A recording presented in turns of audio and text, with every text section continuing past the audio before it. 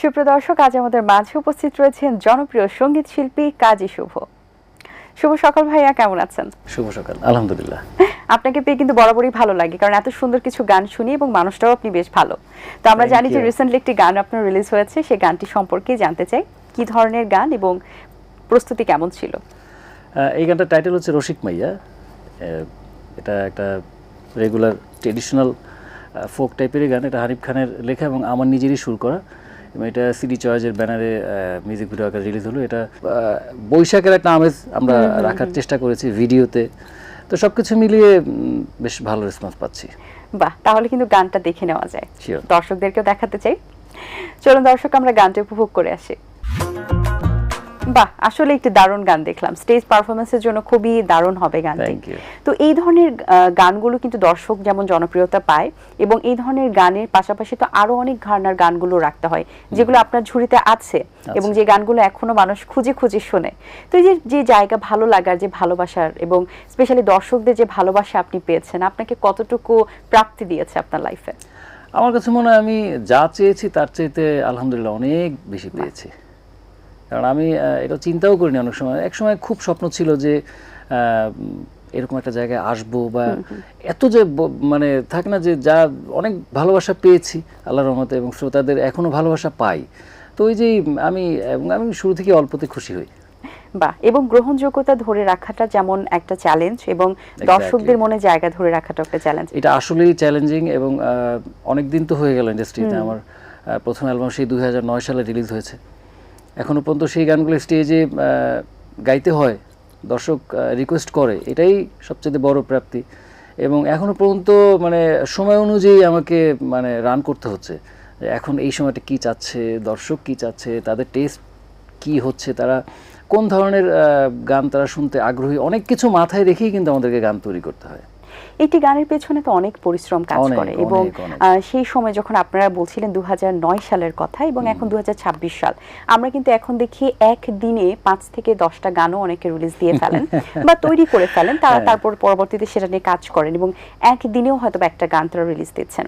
কিন্তু তখন কি সেই সময়টা এমন ছিল? না না না, আসলেই ছিল না। আমার প্রথম অ্যালবামটা আমি, রুমি এবং আমরা দুজনে মিলে অলমোস্ট 2 বছর সময় নিয়েছিলাম, এবং তারপরে সেকেন্ড সোলো অ্যালবাম, সেখানেও 2 বছরের গ্যাপ ছিল। এবং প্রত্যেকটা অ্যালবামই আমরা 2টা অ্যালবামে আমার 9টা করে গান ছিল, এবং এই 9টা গান তৈরি করতে যেয়ে আমার অনেকগুলো গানকে বাদ দিতে হয়েছে।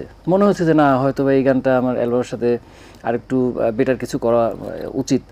এবং প্রোডাকশন হাউসের সাথে আলাপ করে নিয়মিত আমরা, যেহেতু আমি দূরবীন ব্যান্ডে ছিলাম, ব্যান্ড মেম্বারদের সাথে আলাপ করে আমরা একটা ডেমো তৈরি হলে আমরা সবাই শুনতাম গানটা, শুনে নিজেদের ওপিনিয়ন নিতাম। মাঝে মধ্যে কী করতাম, এরকম হতো, আমরা কোনো গান তৈরি হলে, বিশেষ করে রুমি আর আমরা গাড়িতে শুনতে শুনতে গ্লাস খুলে দিয়ে আমরা গাড়িতে শুনতে শুনতে যেতাম যে আশেপাশের লোকজন কি বলে গানটা শুনলে, বা তারা সাপোজ একজন রিক্সাওয়ালাই পাশে দাঁড়িয়ে আছে, থাকে না যে ওনারা গানটা নতুন একটা গান, তারপর ওনাদের দেখি কেমন করতেছে, অনেকে দেখবে যে সে একটা মজা পাচ্ছে গানটা শুনে। তখন এই জিনিসগুলো আমরা ফিডব্যাক নিতাম, অনেককে শোনাতাম। তো অনেক সময় নিয়ে অনেক পরিশ্রম থাকতো। কিন্তু এখন আসলে একটা গান রিলিজ হয় মিউজিক ভিডিও আকারে, এবং সেখানে বেশ চ্যালেঞ্জিং, একটাতেই সব কিছু করতে হয়, বেশ চ্যালেঞ্জিং বিষয়টা। এবং মিউজিক ভিডিওতে যেহেতু আপনিও এখন মিউজিক ভিডিওই দিচ্ছেন দর্শকদেরকে, তো আপনার যে এক্সপিরিয়েন্সটা সেটা আসলে কেমন, যে পরিমাণ ইনভেস্ট করা হয়, বা যে পরিমাণ পরিশ্রম, বা যেরকম একটা প্রেশার যে না দর্শকরা আদৌ এটা না নিলে পরবর্তীতে এটার কনসিকুয়েন্সেস কি হবে, বা কি রকম একটা নতুন আবার কোন ধরনের ঘরানার গান উপহার দেব, এই ধরনের বিষয়গুলো কি কাজ করে? এটা একটা খুব গুরুত্বপূর্ণ প্রশ্ন। কারণ আগে তো 9টা গান করলে, বা 8টা গান করলে, বা 10টা গান করলে মোটামুটি 1-2-1টা গান ওখান থেকে বের হয়ে আসতো। কিন্তু আমি কিছুক্ষণ আগে বলছিলাম যে একটা গানের উপরেই সব কিছু ডিপেন্ড করছে। তো একটা গান, সেই গানটার পেছনে যদি অডিওর খরচ আছে, এরপরে সেখানে যদি আমি একটা গান অনুযায়ী একটা এক্সপেন্সিভ মিউজিক ভিডিও যদি আমরা তৈরি করি, তো সেখানে কিন্তু অনেক বড় দায়বদ্ধতা থেকে যায় কোম্পানির কাছে। মানে সেও তো অনেক আশা নিয়ে এখানে ইনভেস্ট করছে, তো সেখান থেকে যদি সেরকম ফিডব্যাক না আসে না, মানে তখন আসলে মানে কষ্টের শেষ থাকে না, ডিসঅ্যাপয়েন্টমেন্ট কাজ করে।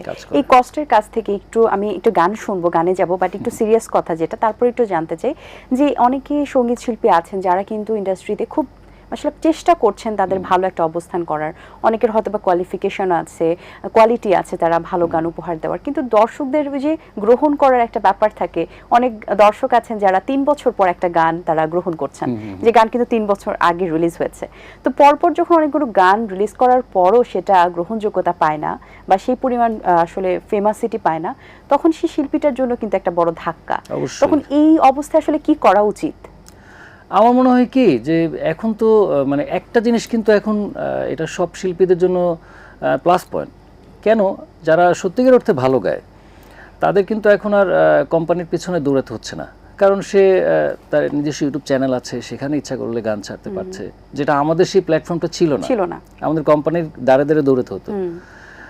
এবং ফেসবুক বা যে সমস্ত সামাজিক মাধ্যমগুলো আছে সব জায়গায় কিন্তু সে তার প্রতিভা কিন্তু নিজেই সেখানে কিন্তু প্রকাশ করতে পারছে। এটা একটা বড় প্লাস পয়েন্ট। এবং আমরা রিসেন্টলি অনেক ক্ষেত্রে দেখেছি যে অনেক এই মাধ্যমগুলোতে অনেক শিল্পী তারা কিন্তু সেখান থেকে বের হয়ে আসছে। দেখা গেলো যে তারই একটা খালি গলায় একটা ছোট্ট একটা কন্টেন্ট, সেটা মানুষ খুব ভালোভাবে গ্রহণ করেছে, অনেক ভিউজ, অনেক মানুষের কাছে ছড়িয়ে গেছে, সেখান থেকে সে তার শো পাচ্ছে, অনেক জায়গায় শোতে যাচ্ছে। এটা কিন্তু হচ্ছে। আমি বলবো যে যেহেতু এই সুযোগটা আছে, কোম্পানির দ্বারে দ্বারে ঘোরার দরকার নেই। সে কিন্তু নিজেই ইচ্ছা করলে একটু কষ্ট করে ধৈর্য ধরতে হবে। যে আমি আগে তো আমরা 9টা গান তৈরি করতাম, 10টা গান তৈরি করতাম, এখন আমরা একটা করি, অল্পতে খুব ফিডব্যাকটা দ্রুত চাই, এটা করা যাবে না। ধৈর্য ধরতে হবে। আমরাও অনেক কষ্ট করেছি, আমাদের যদি এই কষ্টের ইতিহাস বলি তাহলে 4-5টা এপিসোড লেগে যাবে। আমাদের অনেক পরিশ্রম আছে। ট্রু ভাই, অবশ্যই। আসলে এটা খুবই একটা অন্যরকম ব্যাপার এবং আপনাদের আসলে অনেক সম্মান জানাই এই যে স্ট্রাগলটা আপনারা ধরে রেখেছেন। এক্স্যাক্টলি, এই কারণে একটু এখন সবাই খুব মানে এত সোশ্যাল মিডিয়া, এত সবাই ব্যস্ত, কে কোন দিকে কোনটা যে দেখে, আমরা কনফিউজড হয়ে যাই আসলে কি হচ্ছে। আমরাও ডিসঅ্যাপয়েন্টেড হয়ে যাই যে এত সুন্দর, এত কষ্ট করলাম গানটার পেছনে, গানটা ফিডব্যাক আসতেছে না, এরকম হচ্ছে না যে তা না, অ্যাভেলেবেল হচ্ছে। তো মানে ওই ধৈর্য হারা হলে হবে না, ধৈর্য ধরে কষ্ট করে কাজ করে যেতে হবে, একসময় না একসময় ফিডব্যাক আসবেই। অবশ্যই। এবার একটা গান শোনার রিকোয়েস্ট রয়েছে, কোন গানটি শোনাবেন? খালি গলায়? হ্যাঁ।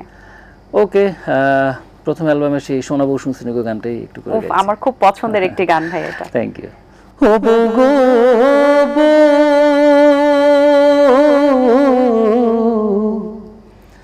3.5 হাত মাটির ঘরে বাসরটা দিবে সাজিয়ে, যে ঘরে থাকবা দিন রজনী, নাই বিছানা নাই মশারি, সঙ্গে নাই তোর স্বামী, নিতে আইলে নাই ওর যাইবানি, শোনাবো শুনছনি গো, শোনাবো শুনছনি, নিতে আইলে নাই ওর যাইবানি। বাহ, থ্যাংক ইউ। আমরা তো মা বাবা বা প্রিয়জনকে নিয়ে অনেক ধরনের গান শুনি, বউদেরকে নিয়ে কিন্তু এই যে একটা গানের যে তখনকার সময়ের একটা আমেজ, এবং এই গানটা এখনো এতটা ভালো লাগে দর্শকদের, আপনি যখন গিয়েছেন তখন কতটা ফিল করে গিয়েছেন? তখন কি আপনি বিবাহিত ছিলেন কিনা বা মনের মধ্যে কোনো প্রিয়জন ছিল কিনা? আচ্ছা, আমি বলি, এই গানটা আসলে মানে অনেকেই আসলে কনফিউজড হয়ে যায়।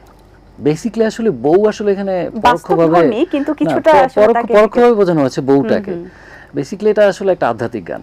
3.5 হাত মাটির ঘরে বাসরটা দিবে সাজিয়ে, মানে দেহের সাথে আত্মার যে জামাই বউয়ের সম্পর্ক, দেহের সাথে আত্মার যে সম্পর্ক, জামাই বউয়ের সাথে ঠিক সেই সম্পর্কটা, ওই পরোক্ষভাবে ওইটাকে বোঝানো হয়েছে। তো এনিওয়ে, এখনো পর্যন্ত আমি দেখি আপনি আপনার জায়গায় ঠিক আছেন, যেরকম এটা আসলে দুইটার একটা কম্বিনেশন, বোঝানোর ধরনটা আলাদা। এক্স্যাক্টলি। এবং আমি দেখি যে টিকটক অনেক সময় বউ হাঁটছে, তো বউর সাথে সাথে ব্যাকগ্রাউন্ডে এই গানটা বাজতেছে।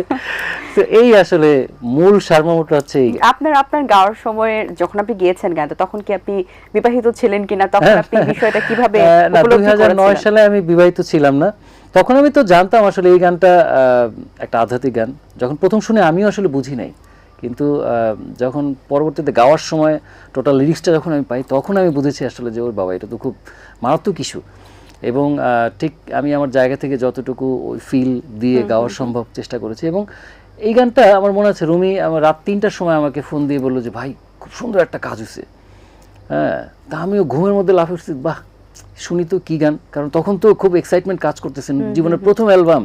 এবং সবচেয়ে বড় বিষয় যে রুমি আমার চেয়েও বেশি সিরিয়াস ছিল, ও টোটাল অ্যালবামের কম্পোজিশন করেছে, মিউজিক অ্যারেঞ্জমেন্ট।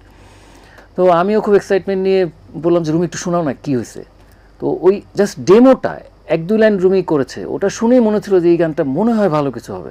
আল্লাহর রহমতে খালেক দেওয়ানের, শ্রদ্ধেয় খালেক দেওয়ানের কথা ও সুরে এই গানটা। এবং এখন তো মিউজিক ভিডিওর যুগ, কিন্তু তখন যদি বলি মিউজিক ভিডিও খুব কম রিলিজ হতো, তখন কিন্তু আপনারা মিউজিক ভিডিও করে এটা আপলোড করেছিলেন। ওই সময় এটা তখন এটা মানে ওয়ান অফ দ্য মানে মোস্ট এক্সপেন্সিভ মিউজিক ভিডিও সেটা, এবং প্রত্যেকটা চ্যানেলে মানে টপ চার্ট হতো। তো তখন ওই টপ চার্টে দেখা গেলো যে এটা 1 নম্বরে থাকতো। এবং তখন এই ধরনের মিউজিক ভিডিও, এটা মানে এরকম একটা আধ্যাত্মিক গান বা জেনারেশন বাই জেনারেশন একজন মরে যাচ্ছে, তারপর জেনারেশন আসতেছে, এইভাবে বোঝানো হয়েছে। নোমান রবিন ভাই মিউজিক ভিডিওটা তৈরি করেছিল এবং মানে ব্যাপক সাড়া পেয়েছিলাম। আচ্ছা, যার কথা বলছেন আপনার বন্ধু এবং সহকর্মী রুমি ভাইয়ের কথা তো রুমি ভাইয়ের এখন আসলে ইন্ডাস্ট্রিতে ওনাকে আমরা একটু কম দেখছি, এটা আসলে কেন, বা আপনি কি তাকে একটু বলবেন আমাদের মাঝে আসার জন্য? না, অবশ্যই রুমি মানে নিঃসন্দেহে ও প্রচণ্ড মেধাবী একজন সঙ্গীত পরিচালক, গায়ক। এবং আমাদের মানে একটা সময় আমরা 18 ঘন্টা 24 ঘন্টার মধ্যে 18 ঘন্টা 1 ঘন্টা একসাথেই আমাদের কাটতো। আমরা ডিসকাশন করে যে কোনো গান দেখলো, ওর কোনো একটা কাজ থাকলে, সিনেমার কাজ বা যে কোনো কাজ আমরা দুজনে পরামর্শ করেই করতাম। তো এখনো রুমি আছে এবং আমি মনে প্রাণে চাই যে রুমি আপনাদের দুজনের একসাথে একটা, কিন্তু আমরা একটা আসলে যেটা হয় মেল বা ফিমেল মিলে একটা জুটি বেঁধে গান গাওয়া হয়, কিন্তু এটা আমাদের সকলের দর্শকদেরও আসলে অনুরোধ থাকবে যে আপনাদেরকে আমরা আবার এইভাবে একসাথে দেখি। না, রুমি অলরেডি এখন নিয়মিত কাজ করছে এবং যে যার জীবন নিয়ে সবাই বেশি ব্যস্ত। তো কোনো অনুষ্ঠানে গেলে ও যখন দাওয়াত পায়, আমিও দাওয়াত পাই, বা কোনো শোতে, তখন আসলে দেখা হয়, তখন আমরা নস্টালজিক হয়ে যাই আর কি। অবশ্যই বলবেন আমাদের আজকের আলোচনার কথা। অসংখ্য ধন্যবাদ ভাইয়া, ভালো লেগেছে, অনেক শুভকামনা রইলো, ভালো থাকবেন। আপনাকেও ধন্যবাদ, আর এটিএনকে ধন্যবাদ, চায়ের চুমুককে ধন্যবাদ আমাকে আমন্ত্রণ জানানোর জন্য। দর্শক, আশা করছি আয়োজন ভালো লেগেছে। আজ এই পর্যন্তই, দেখা হবে আগামী পর্বে নতুন কারোর সঙ্গে। সেই পর্যন্ত ভালো থাকবেন, সুস্থ থাকবেন, এটিএন বাংলার সাথেই থাকবেন। সকলকে আল্লাহ হাফেজ। দিন আসে দিন যায়, সময়টা চলে যায়, তবু আছি এই বেশ ভালো। জীবনটা রঙময়, যেভাবেই হওয়া চাই, নয় কবু সাদা কালো। এই আশাতে স্বপ্ন ভাসে, সুখ হাসে চোখে মুখে, চায়ের চুমুকে।